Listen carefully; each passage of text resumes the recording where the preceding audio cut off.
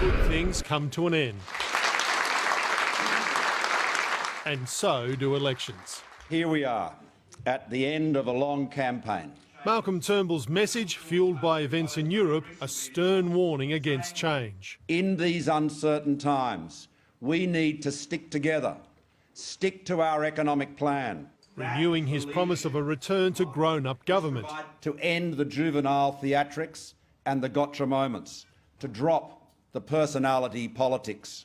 Just not today. Bill Shorten has no economic plan. He has been mocked in this very room. What a Labor hoax. 9 months after removing Tony Abbott as the first-term Prime Minister, now seeking voter approval to govern in his own right. And if he succeeds... Malcolm Turnbull wins this election, he will have greatly enhanced authority within the Liberal Party. A clear warning from a senior lieutenant to the coalition's right wing. The hushed promise within government is if Malcolm Turnbull does win, Liberal supporters will finally see Malcolm unplugged. But factional deals already restrict him in several key policy areas, and today he restricted himself in 2 more. Promising no surprises on workplace reform. Absolutely. And no new taxes. Our commitment is to lower taxes. And on his central promise of stability, conceded that while he's confident, he can't guarantee he'll lead the government to the next election if he wins on Saturday. I'm making that commitment and that prediction, and only time will tell.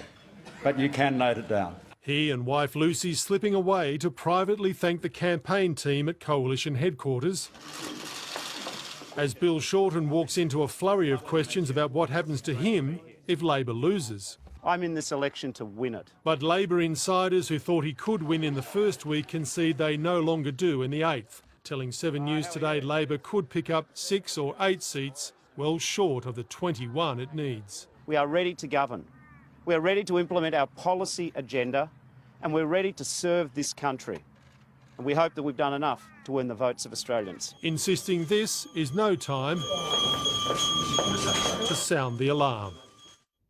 Well, Labor insiders have been talking to Mark Riley. Do they really believe it's over?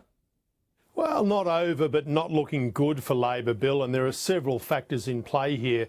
Britain's exit from the EU, as we predicted on Friday, has encouraged a lot of voters to stick with what they know.